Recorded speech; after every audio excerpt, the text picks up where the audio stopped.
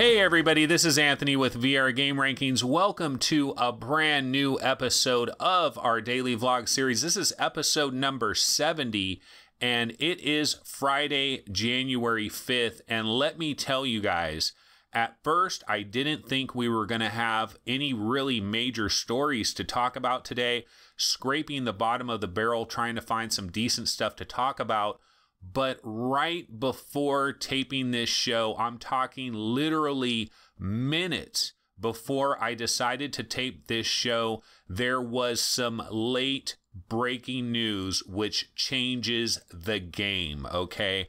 HTC has just tweeted out a tweet within the last half an hour or so where it says New Year's resolution with the date January 8th, 2018, okay? And the thing that is crazy about this tweet is if you look at this picture, New Year's is blurry. Resolution is crystal clear. There is a picture of what looks kind of like an HTC Vive headset right there.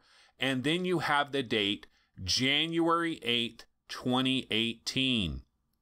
Okay, it doesn't take a scientist to realize what is going on here. We could be looking at an announcement of the HTC Vive 2 this Monday. Yes, you heard me right. We could possibly have an announcement for the HTC Vive 2 this coming Monday, or maybe they'll call it the HTC Vive Resolution. I mean, I don't know what they're going to call this new headset. It could be Vive 2. It could be Vive 1.5.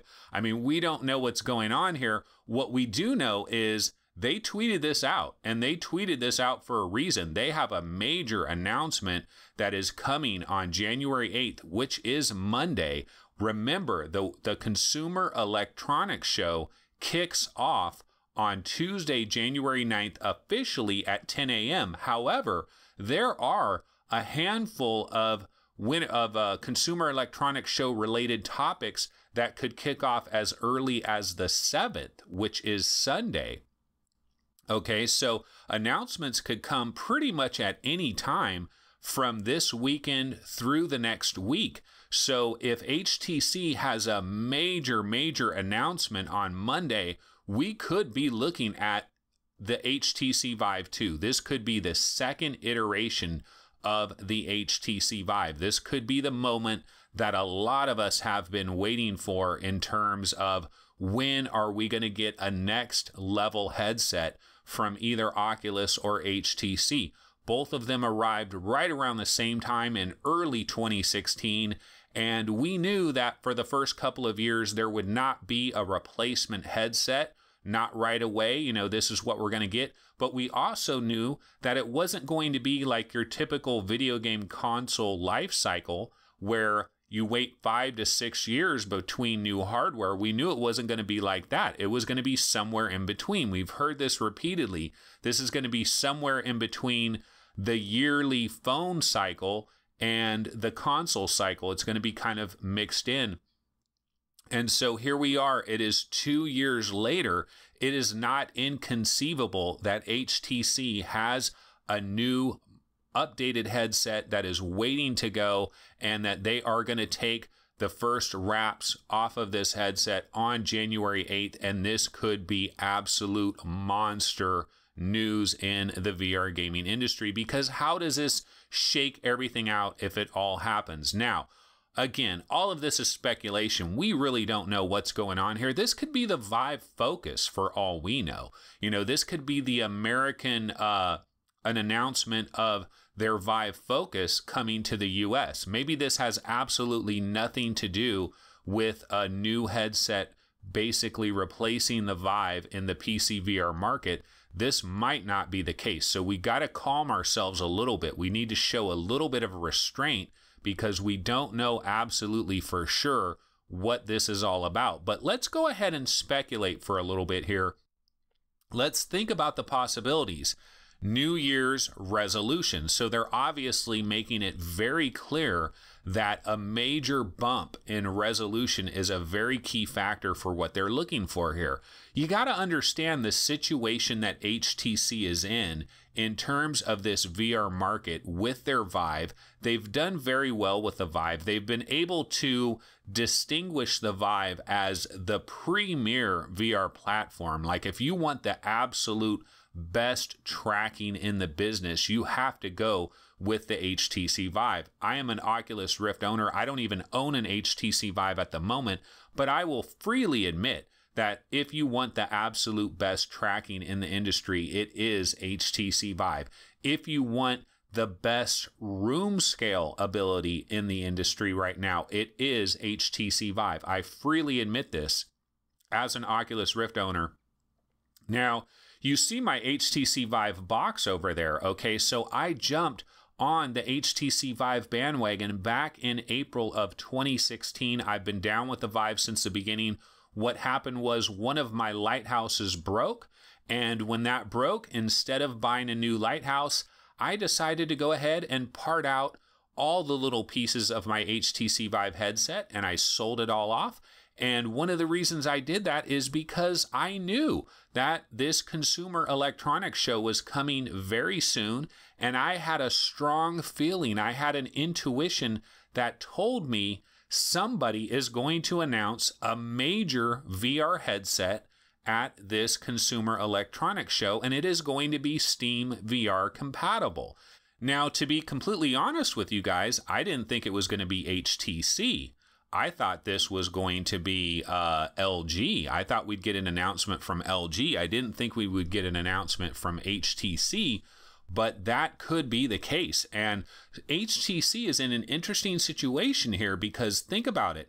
They've got Pimax nipping at their heels. Pimax was able to raise like $4 to $5 million in a Kickstarter. A lot of people putting money away towards this Pimax. And anytime somebody is socking money away for one product, that money is not available for another product. So if you're HTC and you want to sell a follow-up headset to your HTC Vive and everybody's throwing all this money at the Pimax, that has to make you a little bit nervous. And then on the other side, you know that LG has their own Steam VR headset, and you're no longer going to be the only game in town. And so HTC had to know about that as well. So for HTC, it's kind of mission critical. They need to do something. And I've talked repeatedly about how I've been disappointed that they haven't made any improvements really to their retail box. Like, I really feel like the deluxe audio strap should be in the box. It should just be part of the new headset. I thought that maybe they should refresh the controllers, maybe make them a little bit smaller, maybe do something, add a thumbstick to the controllers. I don't know. There's something they could do to improve the HTC Vive wands, I believe. And they haven't done any of this. Now, part of the thought process of them not doing any of this is maybe they were thinking, well, we don't need to do any of this because we are going to make a huge splash.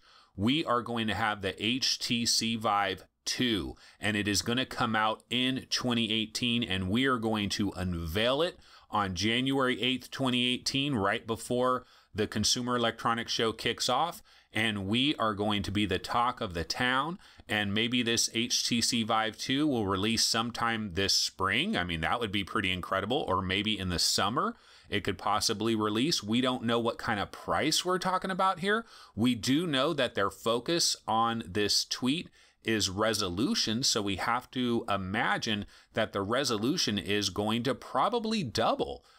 You would have to think the resolution will double, and one of the reasons I think this is because then what they could do is they could have processing in the headset itself where it can take a regular HTC Vive type signal and double it. And even if you don't have a high-end GPU or some state-of-the-art GPU that can really take advantage of this higher resolution, at the very least, you can line double it basically, and you can get rid of a lot of that screen door effect. You can make the words clearer, the menus clearer. All these things could look a lot better simply with line doubling and simply just having higher resolution higher resolution screens in there so that when you double everything, it just looks better. So basically, again, like, we don't have a ton of information to go on here. This is late breaking news. I really don't know if this is truly the next generation Vive headset, or is this the American version of the Vive Focus.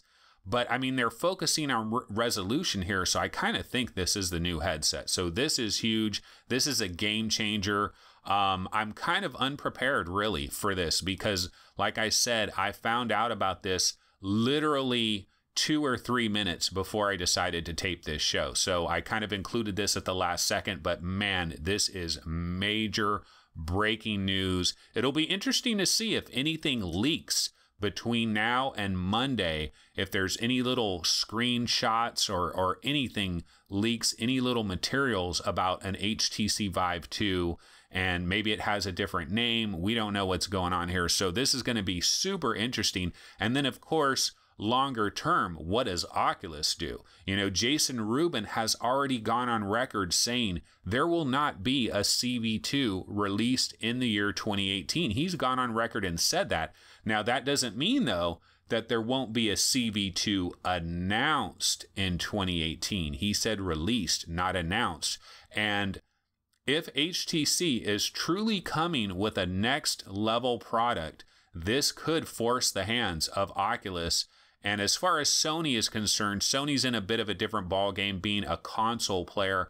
I've said repeatedly that I think November 2019 will see not only the arrival of a PlayStation 5, but I also believe PSVR 2 could arrive day and date with the PlayStation 5 in November 2019. That's my personal prediction. I'm going to stick to that, and we'll have to see what happens. Okay, so let's go to our next news story.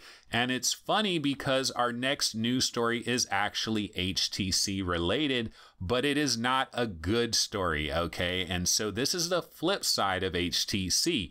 So the story that I have here is that people have been buying HTC Vives with their, they have like a winter deal that they had, that they've been doing, the Vive Winter Bundle. Okay, so people have been buying this Vive Winter Bundle, and they were promised a Steam card as part of the deal. I believe a $50 Steam card was supposed to be promised with this deal, but tons of people are not getting their Steam card. And so they're going to the Vive subreddit and they're complaining. They're like, look, I bought this Vive Winter Bundle and now HTC is not giving me my Steam card. What is the deal here? And basically HTC, their customer support, is kind of having this attitude of like, sorry, it was while supplies lasted and we ran out of supplies, and it's kind of tough titty, basically, is what HTC is saying. And this is extremely disappointing. And honestly, it's funny because I was going to really get into a diatribe here about how we need to move away from HTC. And that's why I'm looking forward to LG coming into the fold. I'm hoping other companies come into the fold as well, because I don't think that HTC is a very well managed company, to be completely honest with you guys. And I didn't know that we were going to have this other announcement about a possible Vive 2.0. That does change things quite a bit, but it doesn't change the fact that HTC as a company isn't very well managed. And we know this from the standpoint that if you've ever had anything, any part of your HTC Vive that has broken down and that you've wanted to send it off for repair, we know that it's like pulling teeth to get HTC to finally do anything. I had a problem with my 3-in-1 cable. This was a long time ago. And do you know, I went through like a 40-day period where I could not use my Vive whatsoever for 40 days. It was incredibly painful because at the time I was hopelessly addicted to VR. I didn't have a Rift at that time. All I had was a Vive. My 3-in-1 cable had some kind of problem, malfunction with it. I had a warranty, I had warranty service, and it took me 40 days to get another one. And the only reason, and it would have taken me much, much longer, but I actually got a phone number to HTC Vive corporate up in Seattle. I found a phone number that wasn't even listed. I did some freaking detective work like a mofo to make this happen. I moved heaven and earth to make sure that I was going to get a new 3-in-1 cable in the very near future to finally be able to get back into my Vive and play Vive games. But I'm telling you, the support is bad. The support is just straight up bad. It's like when I had the Lighthouse, I'm not going to have them fix my Lighthouse. Their support is terrible. They could have my Lighthouse for months. They could lose it. People send things off to their support. It gets shipped back to them and it's still broken. It's not even fixed. I mean, I've heard just unlimited horror stories about this. HTC just isn't a very well managed company. It's one of the reasons their stock price has kind of been down in the dumps for a long time, and things were looking kind of bleak for them, and they're hoping that VR saves them. And, you know, they're really pivoting towards VR, and now they will have this VR2, but it's really a VR2. They're going to have a Vive 2 probably, but it's really disappointing that they aren't covering their end of the bargain with these Steam gift cards that they supposedly promised. I mean, come on, stick to your goal. I mean, stick to your deal that you offered, follow through, give these people their Steam gift cards. It's just a bad look, especially when you're about to announce a brand new product. So anyway, there's that. Okay, another quick little story I'll get into is Oculus Go. Okay, so there's a German website, Mobile Kopen, a German website, discovered an FCC listing for the Oculus Go. Basically, it's going to be coming in 2 flavors. There's going to be a 32 gig model and a 64 gig model. And so what is this? This is onboard storage. So it's going to have 32 gigs of onboard storage or 64 gigs of onboard storage. What we don't know is there going to be a little slot?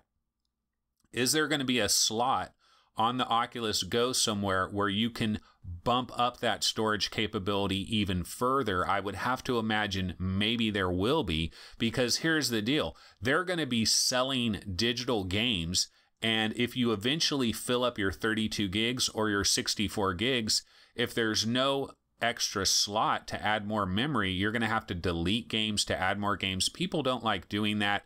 And if you're in the business of selling people games, you don't want them to have any reason not to buy more games. So there probably will be some kind of slot on it where you could put some more storage on there, a flash storage of some type to bump it up. So I fully expect that. Certainly the 32 gig version is probably going to be the $199 version. Although, you know what? What about this? What if there's 3 versions? What if there's a version that has no memory whatsoever and you got to add some type of flash card? That's the $199 version. Maybe there's a 32 gig version for $249 and a 64 gig version for $299. I mean, I'm just throwing this out there, but there's no absolute guarantee that this 32 gig version will be the $199 one. But that is the Oculus Go. Remember, it is supposed to come out sometime in relatively early 2018. So some of this stuff is going to start to leak out.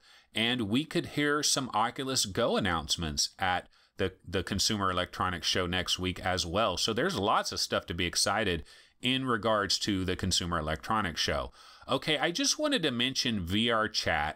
I talked about VRChat yesterday. I tried to get into VRChat about 3 or 4 different times yesterday, and it just never worked for me. It was like loading, and then it would show me like this area where there were other people, kind of like this base area, but I was way outside. I was never there. And then like once or twice I was there for a couple of seconds and I could see other people moving around, and then it crashed and it just brought me back to that loading screen again. And so it just kept happening over and over and over again. So I would quit out of it completely, came back in 10 minutes later, tried it again, did this about 3 or 4 times. So I was never able to get into VRChat, but I did make an attempt at it, and I'll still try to do it more. I've heard that so many people are using this now that it is starting to crash. It is starting to have problems. So I might need to try this out like really late at night or really early in the morning when maybe there aren't that many people in there. Although I'm on the West Coast, so it's always kind of a problem. So I might just have to do it really late at night. Okay. Now, one other thing I quickly wanted to mention is, do you guys remember Blade Runner 9732? Okay, so I tried to get into that a number of weeks ago when I first talked about it, and it was just in a loading screen and it just never loaded. Like it was just stuck on a loading screen forever. I gave up on it.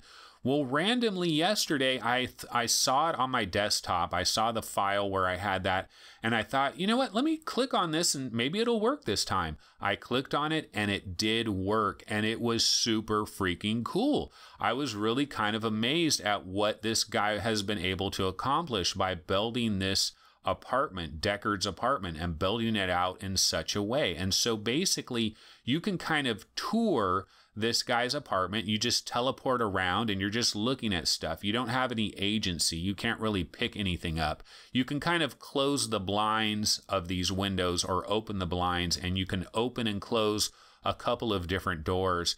And so you're just kind of exploring this guy's apartment, Deckard's apartment. And I thought it was really cool. I mean, it's very highly detailed. There's good sound, but the best part of the entire experience is when you get to the balcony. That is, I mean, that's the best part of this experience. You get to the balcony, you open the door, you go outside onto the balcony, and that's where you get that true Blade Runner feel. Oh man, it's really magical. Like, you know, the big giant signs, the video screens with the Coca-Cola advertisements, and the flying cars, and just, it's like Times Square, but it's like this future, and it's raining and the music is playing, and the hover cars are flying around. Looks absolutely wonderful. Really gives you that Blade Runner vibe. I really liked it. Really cool experience. Not a ton that you can do in it, but man, is it impressive. And I kind of thought back, imagine back to 1982 when Blade Runner originally came out. Could you imagine if you could take this experience back to 1982 and show somebody, hey, you just saw Blade Runner. Now check this out. Put this thing on, and you can move around this guy's apartment. You can go out to the balcony and see out there, and it's raining, and you can see the hover cars and all that. Somebody from 1982 that would see that would be completely blown away. I mean, it's really incredible how far we've come. And this is just a fan project. This isn't something that was done by the studio behind Blade Runner, you know. So this is just a fan project that somebody has dedicated a lot of time and a lot of effort. Give this guy some credit. I mean, we got to give him some love for putting that much of his life into this, but he had a vision in his mind and he brought it to reality, and no one can ever take that away from him. So this is something this guy can always say, hey, I made Blade Runner 9732. I made that. That was me. I did it. It was in my mind and I brought it to reality. And that is a super cool experience. I really like that. So definitely check that out. And then the last quick thing, I know we're running long. Look, I didn't know that HTC was going to announce the HTC Vive 2 today. And I know technically they haven't, and maybe it's something very disappointing, and we're all going to be super disappointed on Monday. But I didn't know we were going to have this extra news. But one last thing I wanted to mention is the original Unreal from 1998, Epic Games original Unreal game in VR. You can play the entire game in VR. Okay, not quite.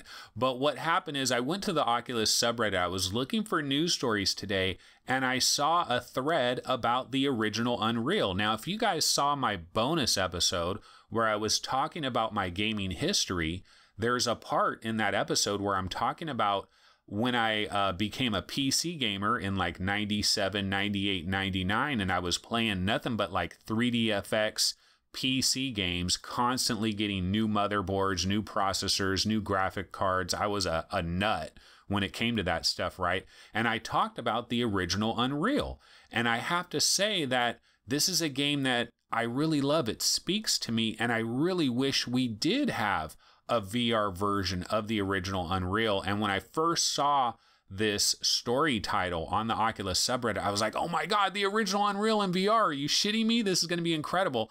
Well, what I found out was it's basically just the first level of the game where you very start out. It's the first level of the game when you first start, and there's no enemies, there's no weapons, and you're not even like basically you can get in here and you can try this experience out. And I recommend it. If you like Unreal, check it out. It's worth 5 minutes of your time to check it out. But when you're in there, you're not actually like boots on the ground. You're almost like just this floating camera that can kind of go anywhere. I had to use my Xbox controller to move around through this experience.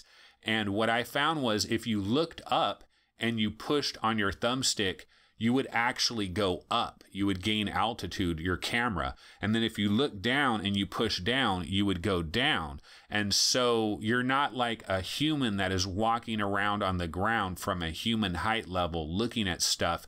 You're kind of this free floating camera that just kind of floats around whatever. But you can explore this environment. It's kind of similar, actually, to the Blade Runner 9732 in terms of you don't have any agency. You can't pick up anything. You can't grab anything. You can't fire any guns or anything like that. But you can explore the very first level of Unreal. It looks beautiful. It sounds beautiful. And honestly, when I look at this and when I watch this, all I can think about is Epic Games. Come on, man. I said this with id Software as well. We've had people that have modded the old Doom. They've modded the old Quake. And now this guy's trying to mod the old Unreal, and they're trying to put it in VR. But why don't the companies that have the rights to this, why don't they take a very tiny little team of people and dedicate them to making a kick-ass, nostalgic VR version of these classic games? We'll buy it, you know, charge $9.99 for it. We'll buy the original Doom, make it work right, you know, give us a 3D gun instead of a 2D bitmap, make some minor alterations to it. It won't take that much money. It won't take that much time. You should be able to do it pretty easily, and we'll buy this shit. We'll buy Doom for $9.99. We'll buy Quake for $9.99. I would. And Unreal, absolutely. And so Epic Games, please, for the love of God, take 4 or 5 people, put them in a corner and tell them, look, we want the original Unreal properly remade in VR. Do it. It would be so awesome. And trying this little demonstration makes me just want it that much more. So anyway, guys, sorry I was kind of all over the place with this show, but it was an exciting show. Couldn't believe the news that came out this morning. I'm still a little bit in a state of shock over this. And I have to say, HTC Vive 2, this is going to be incredibly interesting. So much speculation is going to happen all weekend long about this. It's really kind of crazy. But anyway, this was the daily vlog for Friday, January 5th. This has been episode 70, and I will see everybody on Monday. So have a wonderful weekend. Don't worry too much about all this HTC Vive 2 drama, and I'll see everybody on Monday. And I guess, hey, Monday, that's the day, right? We're going to get the announcement. Maybe I'll have to delay my show by a few hours. Okay, well, anyway, guys, take it easy. Later.